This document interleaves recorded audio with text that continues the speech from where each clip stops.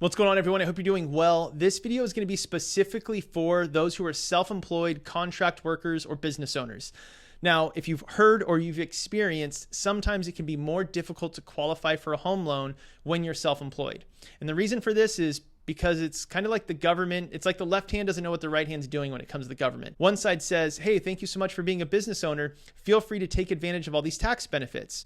And then the other side says, hey, thank you so much for being a business owner, but because you took advantage of all these tax benefits, we don't have enough income to qualify for the loan.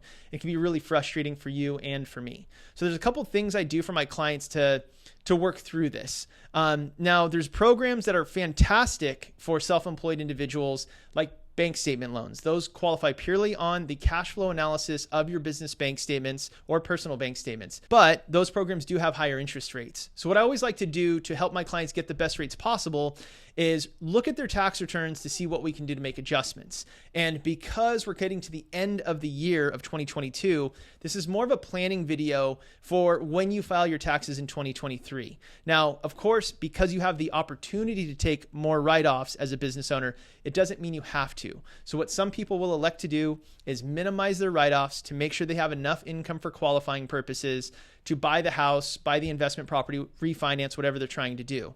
That's one way of doing it. Now, there's other ways you can approach it as well. And of course, with any of these topics, you should really consult with a tax professional. I'm just letting you know different things I've seen through all the people that I've helped.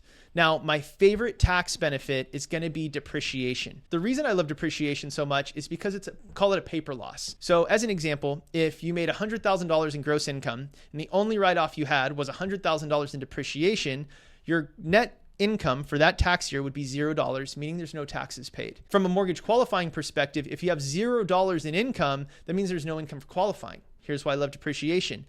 We get to add it back because it's not a real tangible expense.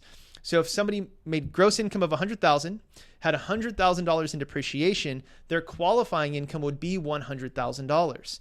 So I really love when clients have the ability to use that line item because we get to add it right back. It doesn't exist in the mortgage qualifying world. So that being said, as you plan for 2023, when you're going to file your taxes, what I like to do for my clients is look at a draft return before they file. What that enables me to do is give them their qualifying income, looking at their 2021 and what will be 2022 tax returns to get a qualifying income average created for them so that they can see if they want to adjust before they file. They could take less deductions to increase their taxable income, which is used for qualifying.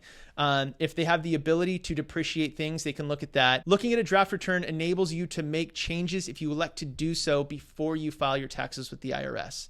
So I hope that's helpful. Again, you always want to talk to a tax professional. Take all the tax advice from them, not from me. I'm just letting you know what I've seen clients do in the past, and I want to make sure I can help as much as I can.